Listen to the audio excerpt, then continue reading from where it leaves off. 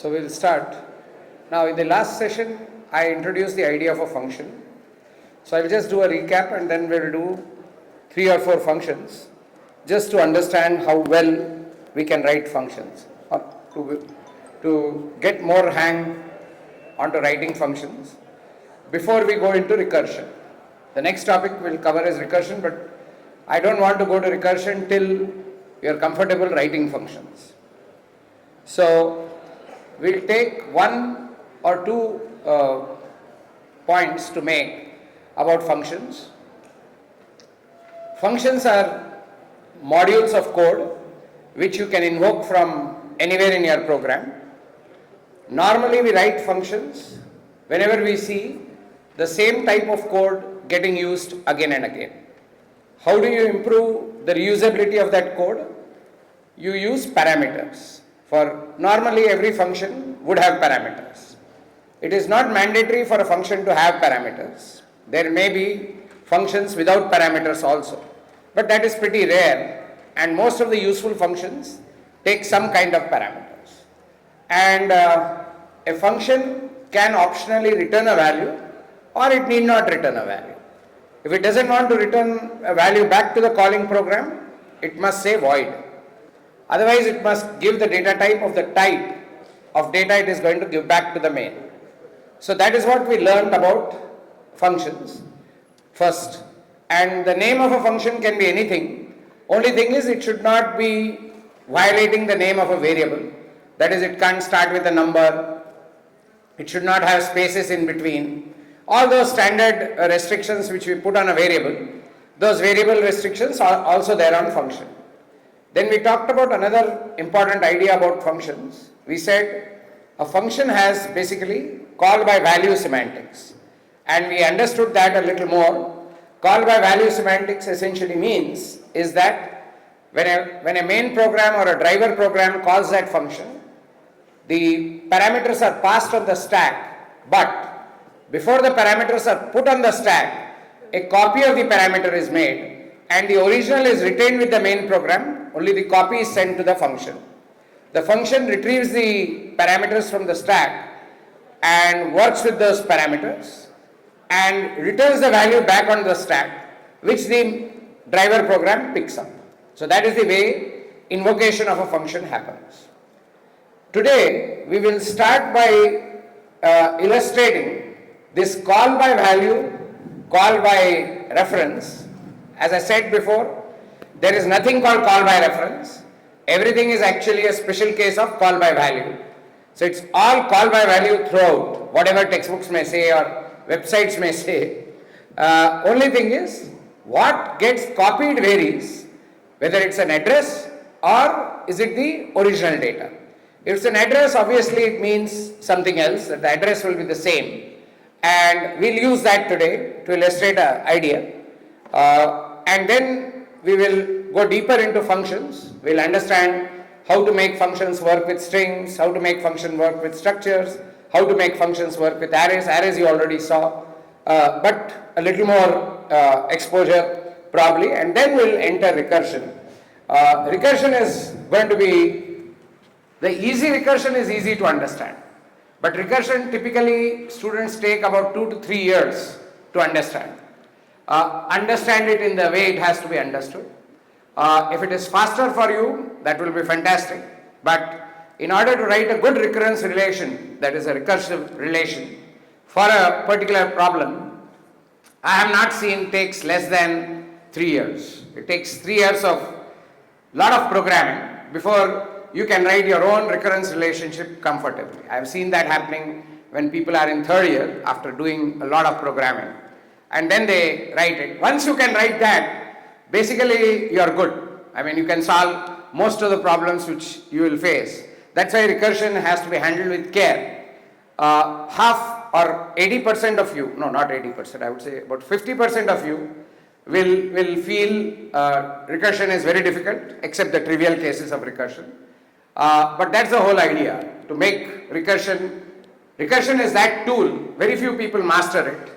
But once it is mastered, the whole programming paradigm or the whole programming vista becomes very easy to navigate, very, very easy to navigate.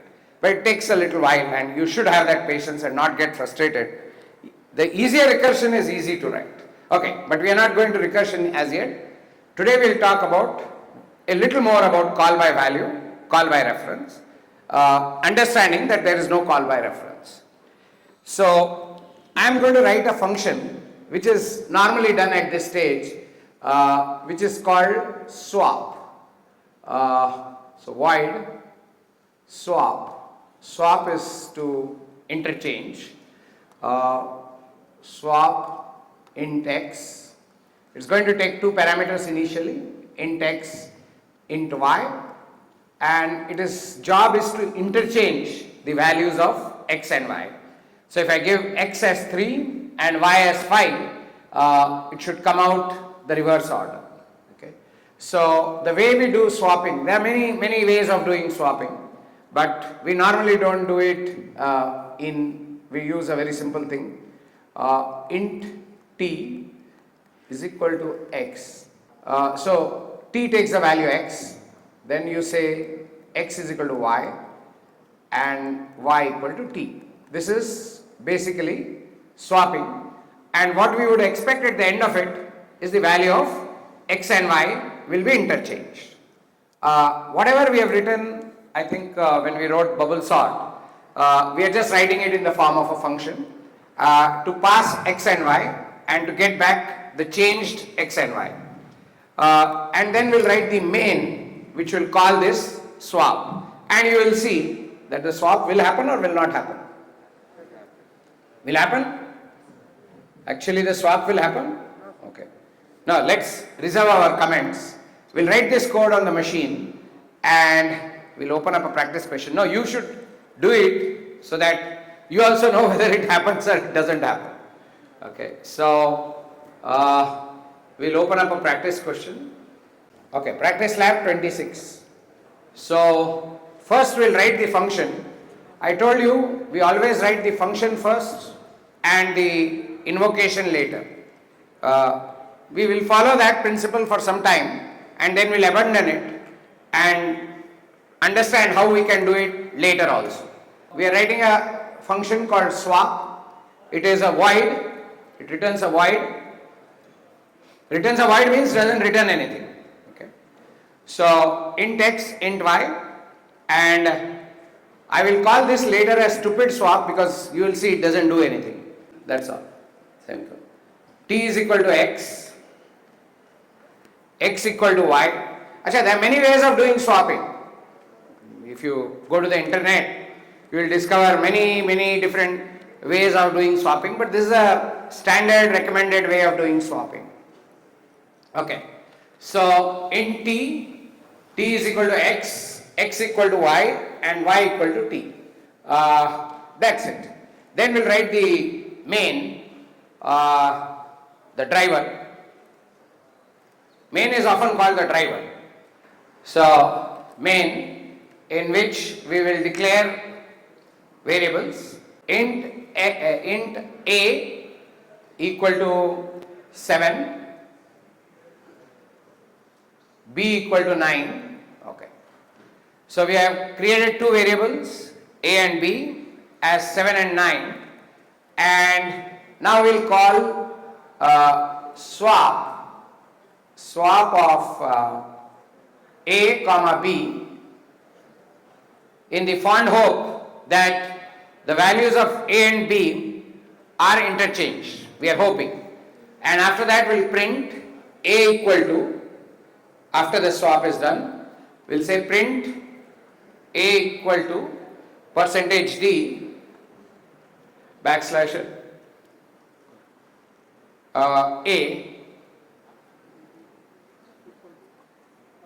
Okay, you want to print in that line. Okay, %d.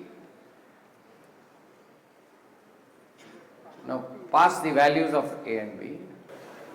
So we are saying a is equal to 7, b is equal to 9. So we are doing swap of a, b. Now what happens? Now when I run this program and I expect a and b to be swapped, actually the swap won't happen. Why won't it happen? Actually it happens, but it happens on the copy, which is not what the main program is getting. So what is happening when I call the swap is a copy of A and a copy of B is given to the swap function. The swap function interchanges the values, but interchanges the values not in the original A and original B, but in the copy of A which is given to the function. The function never received the original. So it is interchanging the values, but in the copy variable, not in the original variable. So in the main, what am I displaying? I am displaying the original variable. So the original variable doesn't change and we get A and B. So let's just check that. Yeah, if you see, you can see it on your system also. The A stays as it is and B stays as it is. Are we clear? We have not changed. A is 7, B is 9, which is not what we wanted to happen, and it has not happened. We know why it has not happened, because the interchange happened in a copy. Now we are going to write another swap. Okay. Yeah. Let's write after line 8. Let's write void. Let's call this as new swap. Okay. New swap. What does it do? Small difference. Instead of taking x and y as integers, it is going to take pointers or addresses as parameters. So we are going to say int star, let's call it px,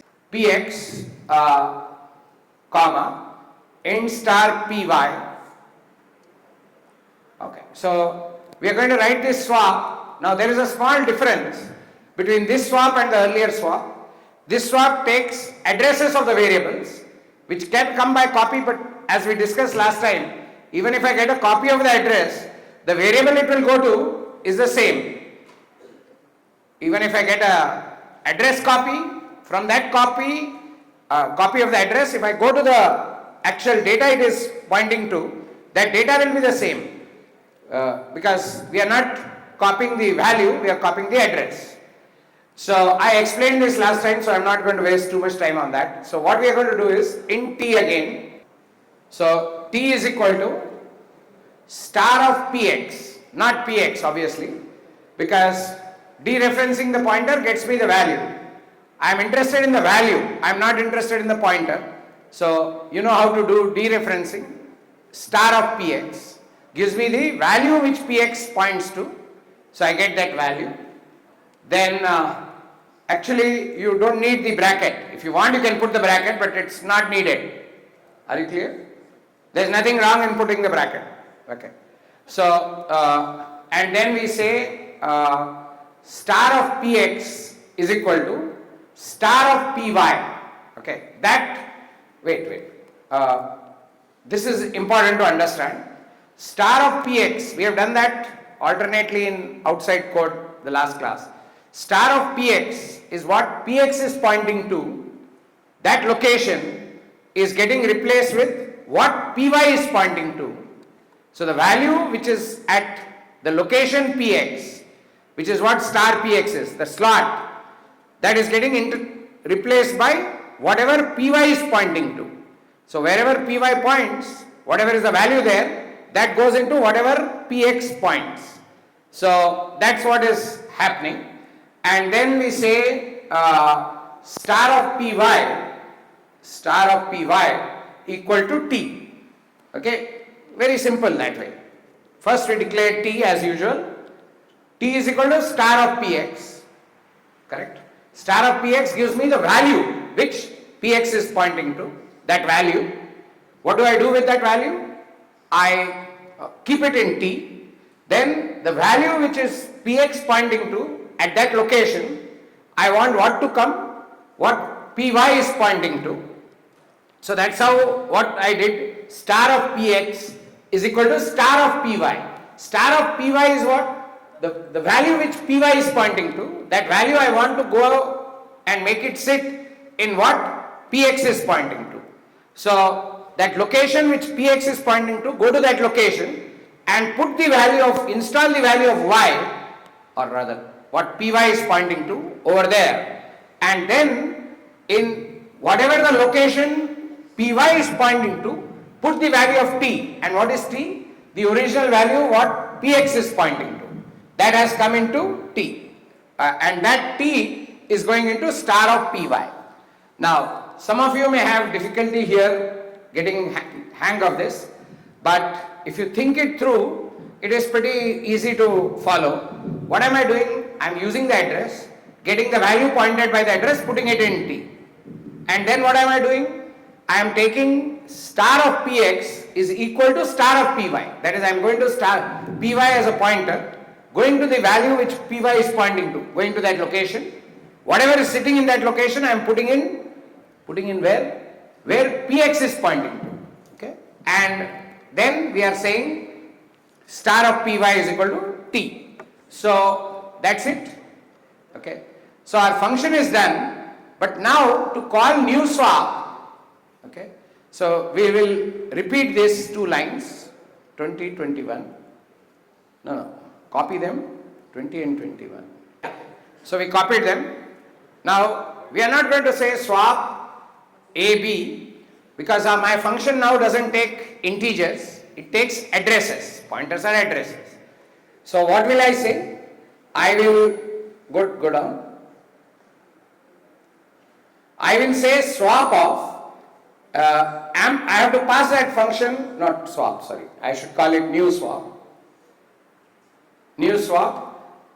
New swap takes pointers or addresses. So I will say ampersand of A and ampersand of B. That is how I pass that function the pointers. Pointers to A and pointers to B. So I am passing the address of A, address of B. By this notation, address of A will be copied into px, because remember I told you it is still call by value. So address of A will be copied to px and address of B will be copied to py. Address of A, not A. Address of A will be copied to px and address of py will be address of B will be copied to py. We'll sketch this, trace this in a moment, but first get it at a more abstract level. Then we have new swap. We are into new swap, where we do t is equal to star of px. That is, go to the address, copy of the address, which is, it will still take you to the same location, and get the value, put it in t, and then do the swap. Let's run it, and then I will trace it next to it. Trace it means I will show you what happens in memory, and then we will do it. But first let's run it. So we will run it and see whether the second time we are doing, we didn't put a ampersand, backslash n. Go down.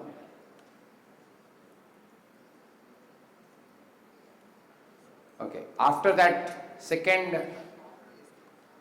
that backslash n, put it after b equal to, in the printfs.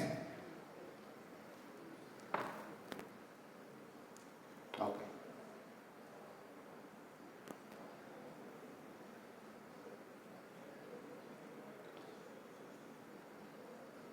Yeah. So if you see this, the original swap didn't work, but the second swap did work. Okay. It swapped the value of A and B correctly by doing the address. So a lot of people call this call by reference. As I told you, it is not call by reference. You are using addresses all right, but during invocation, still the same mechanism is used. Make a copy of the parameters. Only thing, what gets copied is different. Here what gets copied is not the original data, but the pointers, addresses. Okay. So let's go back and trace what really is happening. Now let's go to main.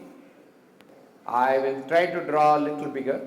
So what is happening in new swap is, so let's imagine there is A somewhere in memory. So let's say this is A. Let's notionally say that the address of A is 500. A will have some address. We are just saying, for example, it is 500. B also has some address. It is also a memory location. Let's pretend that the address of B is 700. Okay. Yeah. So A is at location 500, B is at location 700. These are just example locations. And A has the value 7 in it and B has the value 9 in it to start with. Then what's happening in, let's not do swap first, let's first understand what's happening in new swap.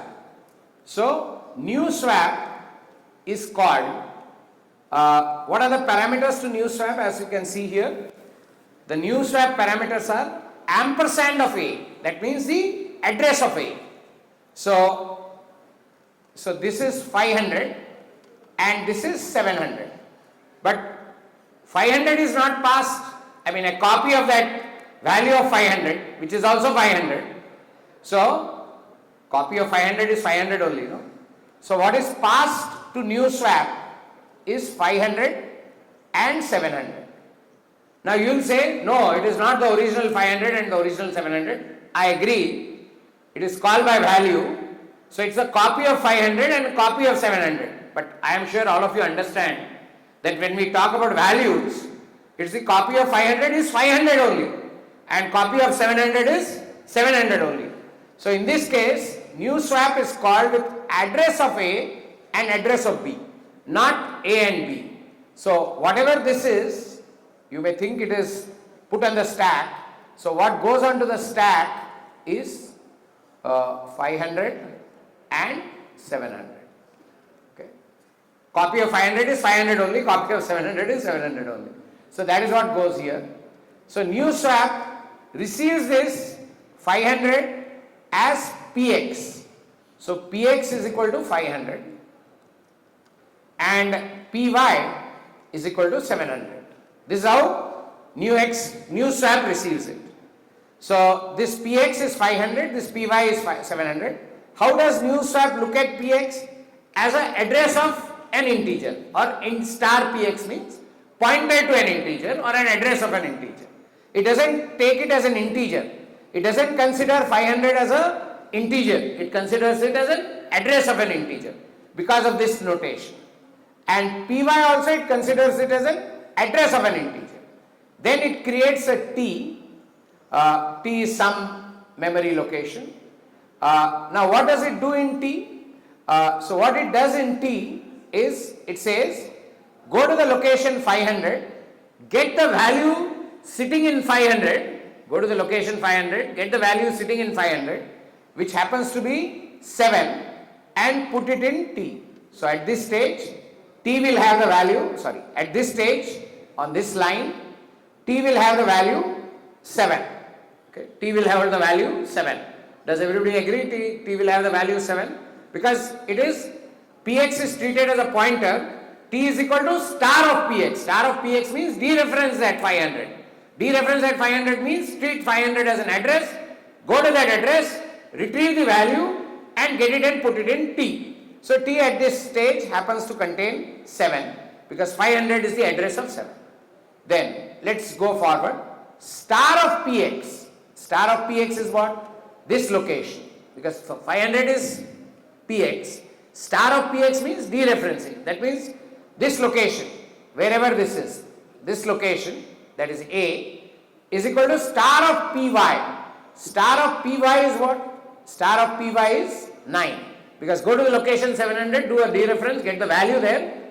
So you get that value, that is 9. So what happens now? Star of Px, that is this location, will now contain the value dereferenced from 700, which is 9. So this 7 will be substituted at this point by 9. So at this point, this is what is the situation. A will contain 9 and B will also contain 9 at this point. Then what we'll do? Star of Py, that is this star of Py, that is go to the location referenced by 700. Go here, that is here on B. At B, you say star of Py is equal to T. T is this 7. So this 7 gets installed here. So star of 700 will take me to that location. And in that location, what should I put? What value should I put? Because star Py is equal to T, this is what 7 will come.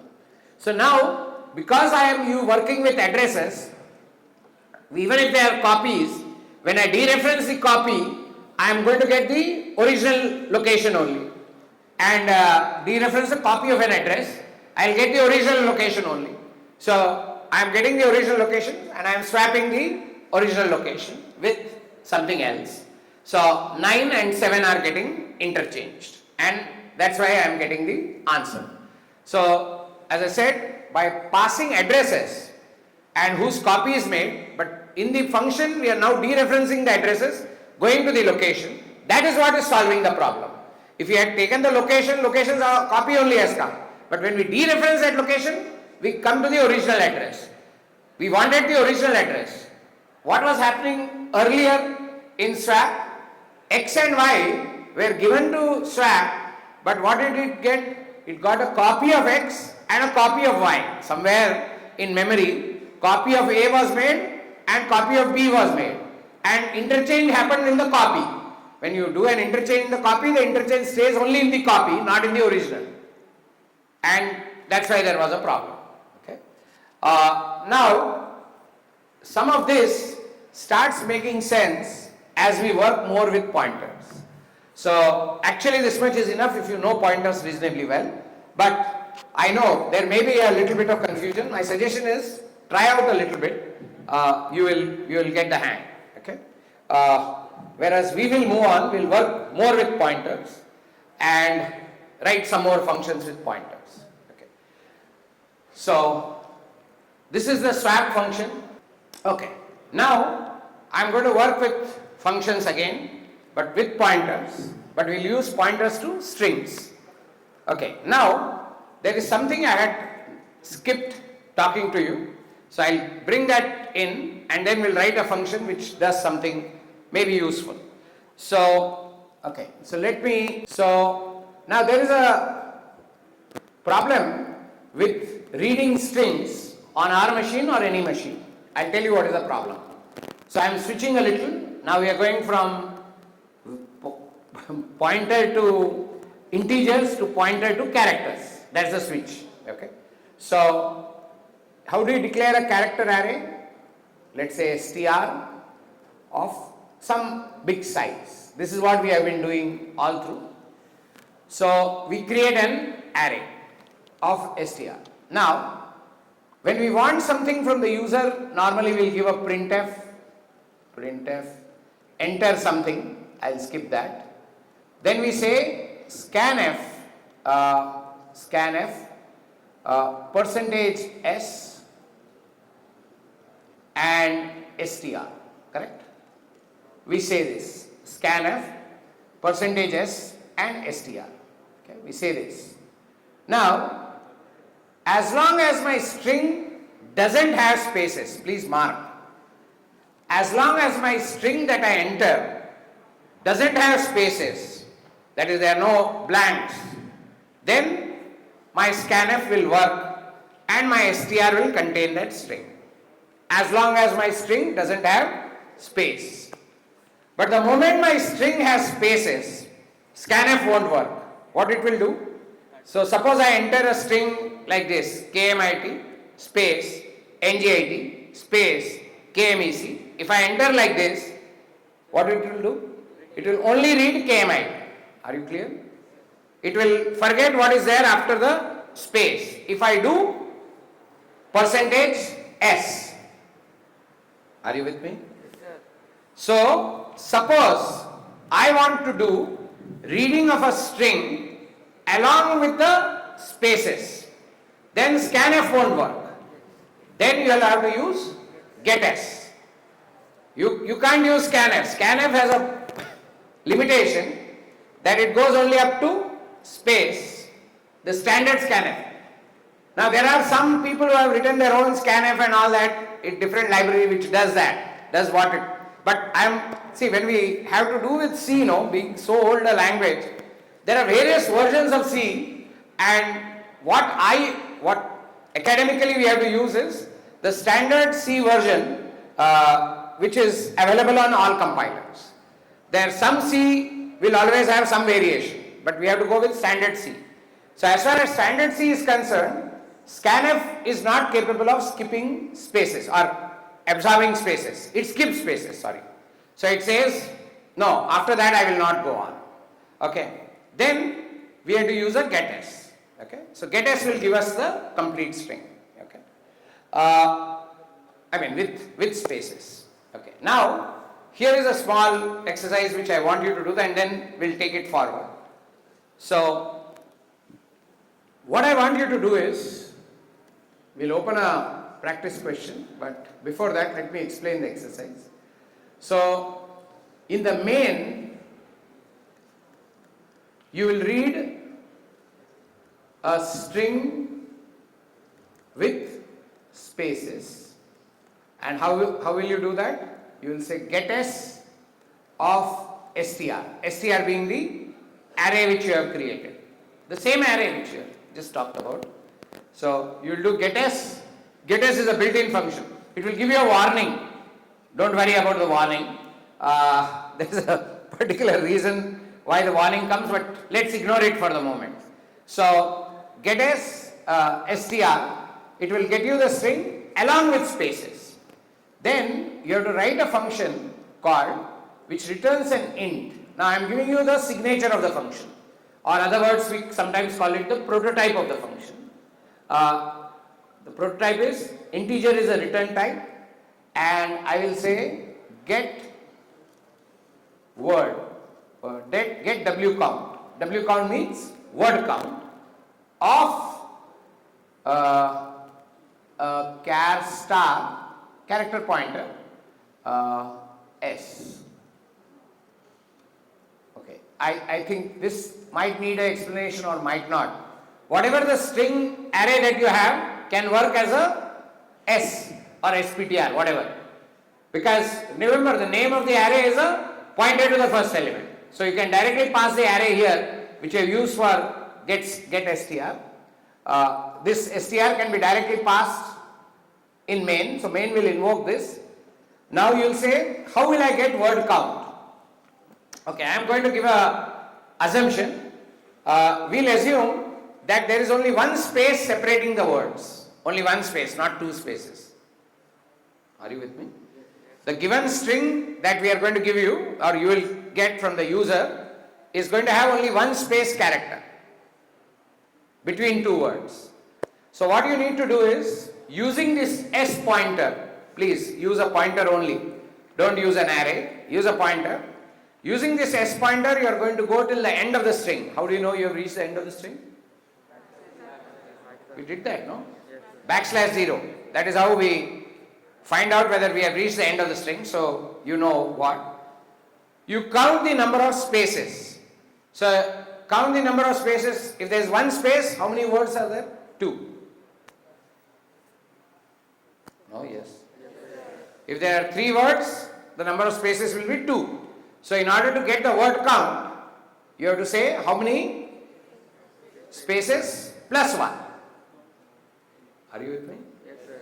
If you give you a sentence, count the number. And the assumption is there is only one space separating 2 words. This is an assumption, because if that assumption is not valid, you will get an error result, right? So there is only one space separating 2 words, and you will have to solve it with pointers. Okay. So we'll open up. Is everybody clear about the question? 10 minutes? 5 minutes? No, let it be 10. Okay. So open up a practice question. So you have to read a string from the user using getS, then give that string to that function. That function should tell us how many words are there in that string. Okay, practice lab 27. Okay, so as you know, we write the function first. So our function returns an int because it's supposed to tell us how many words are there. So int w count, word count, and it's going to receive the string as a parameter. String means what? The starting address of the first character. I'll say char star s or sptr, whatever you want. Let's call it s. Okay. Now, does everybody understand that s will be an array?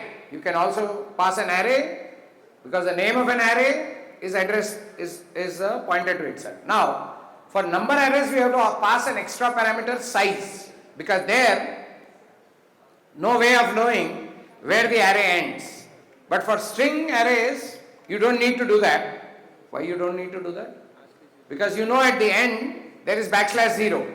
So there is a natural termination of the string array, which is not there with with integer arrays or float arrays or something. That's why whenever you have to pass that kind of array to the function, you also need to say how many elements are there to do anything meaningful. Here you don't need to, because I know where it is, up to where I have to go. So I'll say while star of I, actually I have to create a variable for count, while go up, yeah, okay, before that, let's keep a variable for counting the words, int, let's call it count words, count spaces, sorry, CS, okay, equal to 0. We'll count the number of spaces, assuming that there is only any one space between adjoining words. That's our assumption. While S, the point is not equal to \0. You know how to compare. Not equal to \0 this way. Because remember, at the end of the string, there is always a \0. Otherwise, it's not a string. It's a plain vanilla array of characters, right? If it is a string, there has to be a \0 sitting at the end of the string. Otherwise, it cannot be a string. We discussed this, I think maybe we were online. So, while S not equal to \0, while that condition is valid, that it's not equal to \0, that means I am still in the string. What will I do? I will check if, while star of S. So star of S is a character. Are we clear? We can't say S. S is only a pointer. Star of S is what it points to. So the last character in a string is a \0, which is called the ASCII 0. So that is the last character. So I have to go up to the last character. So I am saying while star of S not equal to \0, if star of S, that is whatever S points to, equal space, this is how I check for space, while star of S equal space, that means there is a space character that I have encountered. Whenever I encounter a space character, what do I need to do? I will increment the count, okay, whatever that count, CS. CS is equal to CS plus 1. Yeah. So if star of S equal space, CS is equal to CS plus 1. We got that. Everybody with me? Do you know why I am doing that? Okay. Then what do? I'll go through it again once. If after the if statement, can you get the cursor? No. After the bracket, after line 10, put a blank line. There is something missing there. What am I missing after the if statement? Come out of that. Put a blank line after that. Wait there. I have to put something there. I have to move S forward, no? Otherwise it will keep checking the first character only. S is a pointer, remember? S will first point to the first character. I have to keep moving it forward. If I don't keep it moving it forward, it will not examine subsequent characters. So I'll have to say S plus plus, or S is equal to S plus 1. S is equal to S plus 1. I have to move the pointer forward. Okay. And then after I am out of the while loop, that means I have reached the end of the characters. If I have reached the end, what should I do? I should say return CS. This return value is the return value of the function. Okay, now here again let me Okay, should I trace it now or we'll call it and then trace it? Okay, go back. Okay, we'll call the function and then I'll very briefly trace it as to what happens. So let's write main, then we'll go through how it is working. Main, and in main what do? We first ask the user to enter a string, enter a sentence. So printf, we'll declare the variables as we go. So printf, enter a string.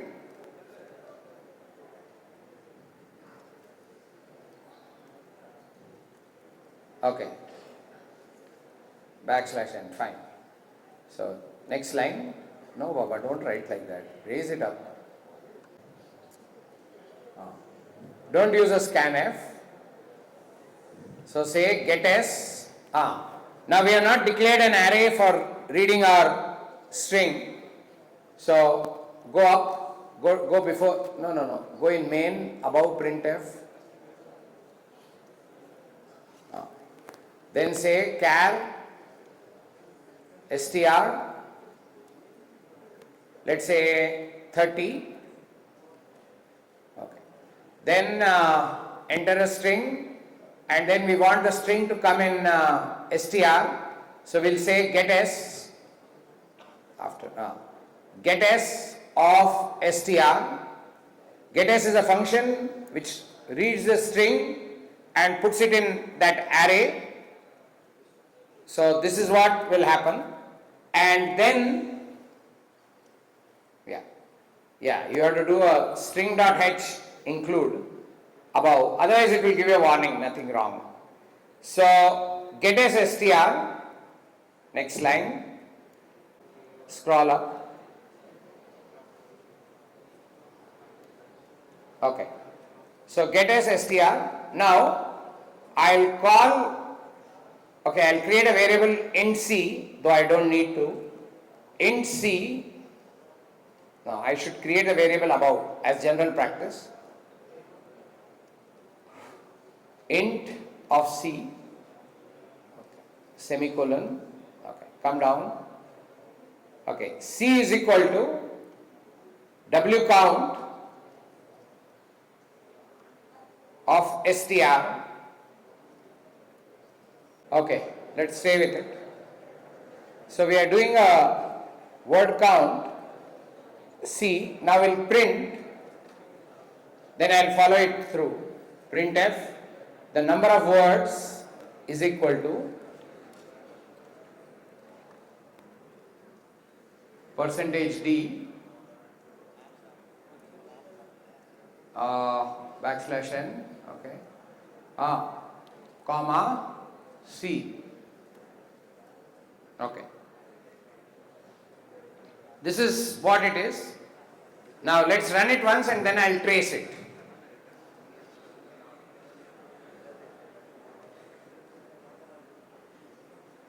Okay, let's run it. Now we made a mistake, right? We should return the number of spaces +1. We didn't do that +1. Okay, but anyway, that's a small thing to correct. But let's understand what's happening. Okay, we'll correct that in 1 minute. But before we correct it, let's trace it. Okay, what all happens? Let's start with main. So I am in main. Yeah. So what did I do? Let's just trace it. Let's understand it once so that we can do more. We said str30 int c, then we said get s str. So let's see what happened when we gave that input. So when I said those string, what happened is str is actually 30 characters long, but we don't need 30 characters. So it did k m I T, then space, then it said N G I T. These are all single characters, then space, then K M E C, and This is what str is. So str represents all of this. Then we gave this str to a function which we call wcount, whatever the name of the function, and it has a parameter char star s. So copy of str is passed to s. So s also points at this stage to this location. So when we made a call to that function wcount, which has a formal parameter of char star s, which is a character pointer, and we are passing it with str as a parameter. As I said, the name of the array is a pointer to the first element, which is of type char. So str actually is a char pointer, though we declare it as an array so that memory is given. And we say char star s is s, which is same as str, because that is what copy is made and given to it. Copy of str is given to s. Now what did I do? In that function, besides other things, I said while, I forgot to indicate something important in the string, while star of s not equal to \0. Now you will wonder what happened here. Actually, after the end of the string, there is a special character here called ASCII 0, which is referred to as \0. So you can say this is \0 over here. There is a special single character called ASCII 0, ASCII value 0, and it is taking this, and basically this is what I am going to check. While star of s right now will be k, while star of s not equal to \0, that is, it doesn't reach here, I will do whatever I have to do, which is what I will compare if star of s not equal to space. This is how I compare. Right now star of s is equal to k, it's not equal to space, or you can say is equal space. Then I am incrementing that variable cs is equal to cs plus 1. So that will happen, and otherwise what will I do in the while loop? I will say s is equal to s plus 1. So now let's understand how it progresses. So while star of s, that is what s points to, is not equal to 0, we are at k. Now is star of s equal to space? No, because it's k. So what will I do? I will not do this. This will not be executed now, and it will do s is equal to s plus 1. So what will s point to now? S will point to this m. And now I will check again, it will go back to the while loop. While star of s not equal to \0, yes, this is not equal to \0, and if star of s equal to space, no, it is not equal to space, so it moves ahead. So because of this, s is equal to s plus 1. Now I am on I. Same thing continue. Again nothing happens. S moves ahead. Now I am on T. Again nothing happens. I move ahead because it's not equal to 0 and not space. Now I reach here. Now my S is here. When my S is here, is it not equal to \0? Yes, it's not equal to \0. But if star S equal space? Yes, it is space. So at this moment, my CS, which was 0 so far, becomes 1. And after making it, S moves ahead. So S is now here. Like this it goes on. When it reaches this, again CS becomes 2. Reaches here. When it becomes or reaches \0, this while condition is no longer true. So we are no longer can enter the while loop. We can enter the while loop only if this condition is not true. So now it is not true because it is actually equal to \0. So this is false.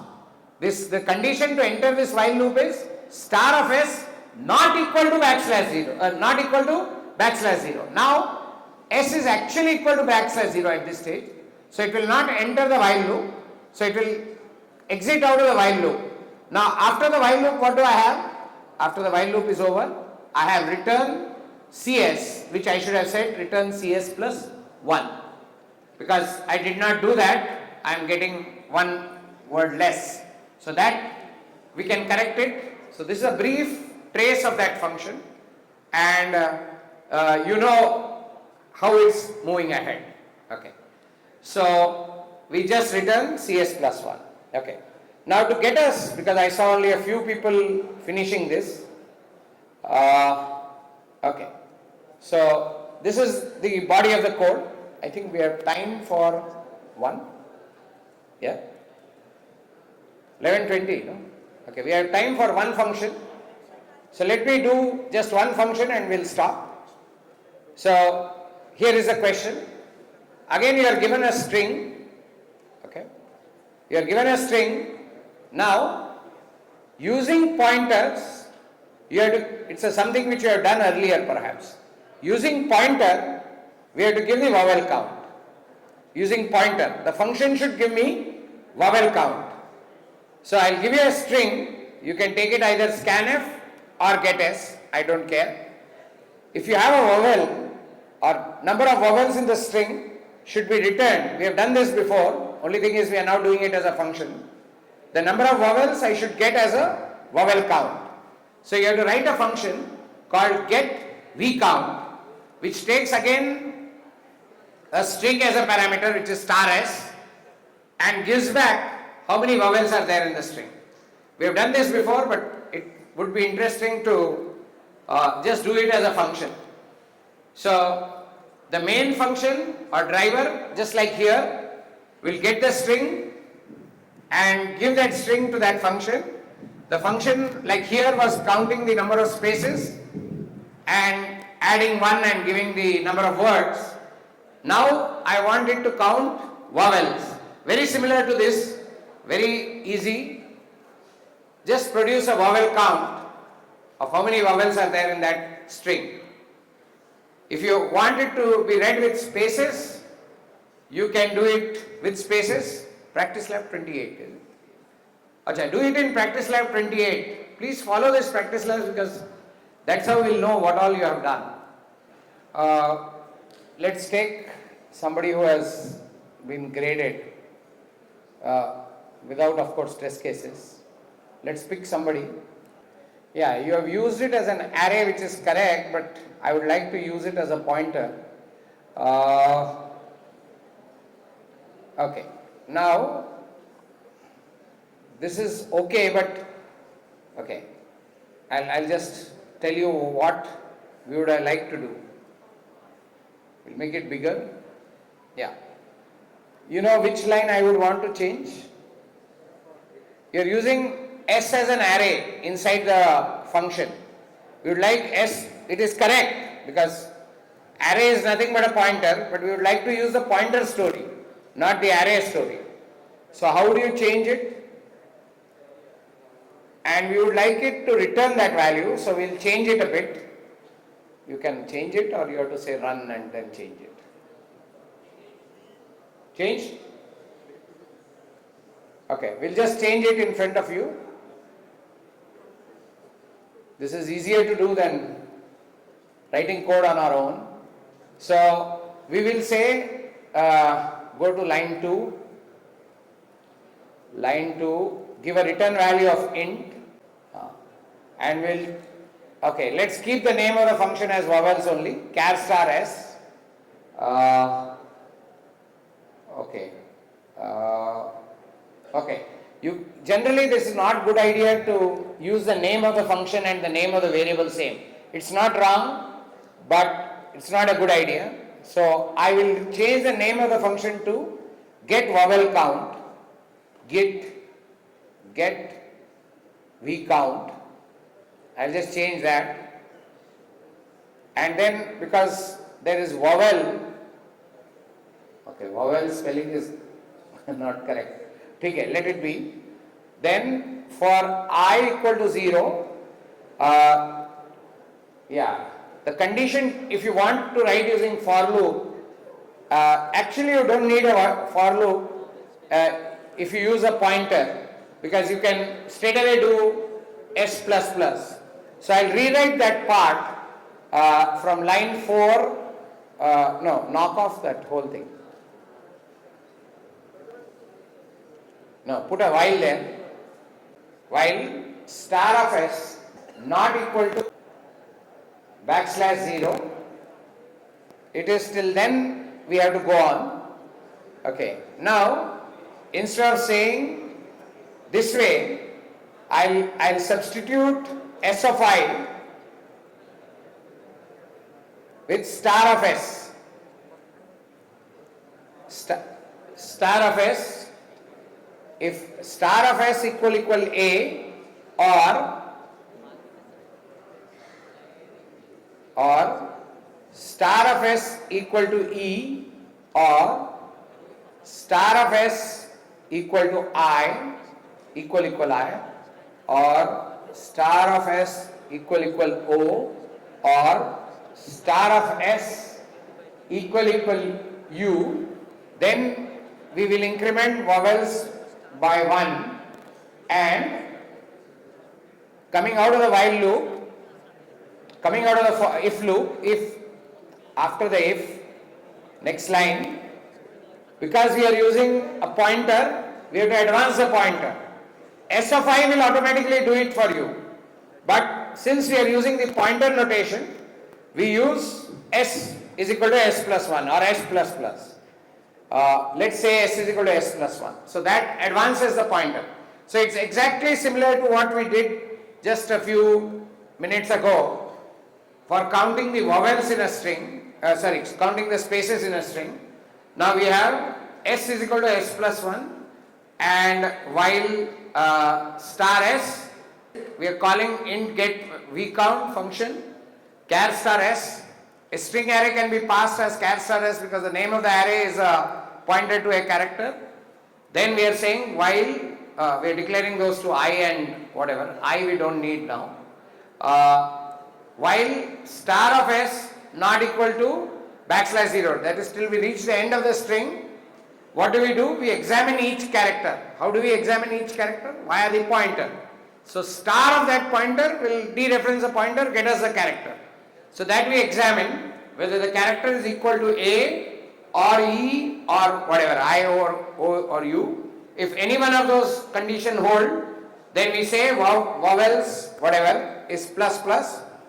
If otherwise we don't increment vowels, and then we say s is equal to s plus 1. Now last line 10, instead of saying print, we said we don't want that, we will return back that value. Return vowels. So now we will call this function and print its value right there. On line 16 will change. Line 16 you go. Say printf %d, printf %d,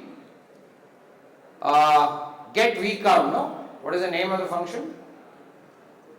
Get vcount.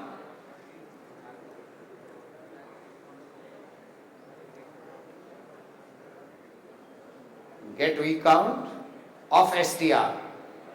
So str is passed as a parameter, and we get vcount of whatever value we get, we are directly printing. We don't need to create another variable, get the value there and then print it. No need. We can print it straight away. So there we go.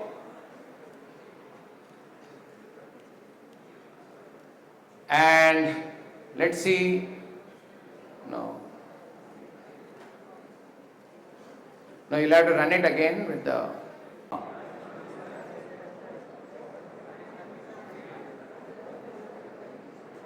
So enter a big string, enter some string, welcome to KMIT, our standard string. So we'll see how many, only welcome will come. In welcome there are 3 vowels.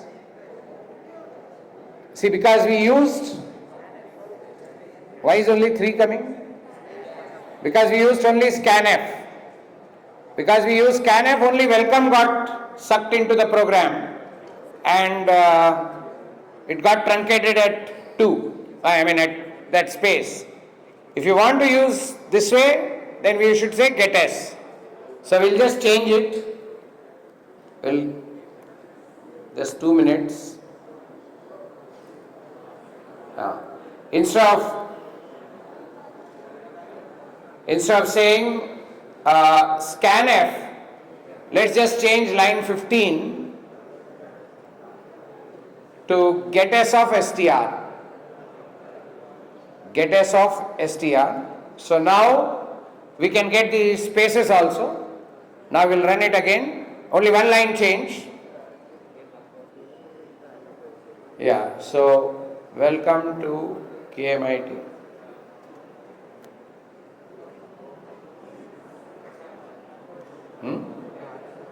Yeah, it went into something. No, but it should not have done that.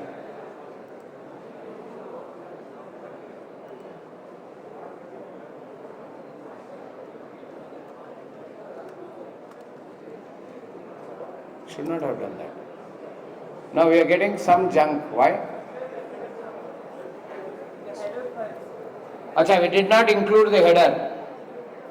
That string.h, that getS doesn't work correctly until you have string.h also. We forgot string.h. And we didn't say equal to 0 either. No, actually that's the mistake. I thought we had said 0. Acha, int vowels, that's a big mistake. This is a very common mistake we do. I thought we had done it already. So we should say, actually that is a mistake, I am sorry. It's nothing to do with, because template will not give that kind of trouble. The mistake is here, it was having some random value. That's the mistake. Okay. No, ठीक है ना? Welcome to KMIT.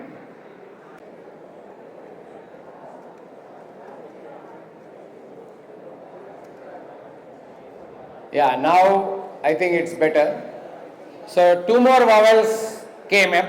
One is in 2 and the other is in KMIT. Okay, so the answer came to 5. Yeah, now we are able to get, the mistake was very important. We should initialize things to 0 because otherwise they take some random value and we get random answer. Okay, so always be careful. This is a common bug. Okay, we'll stop here for today.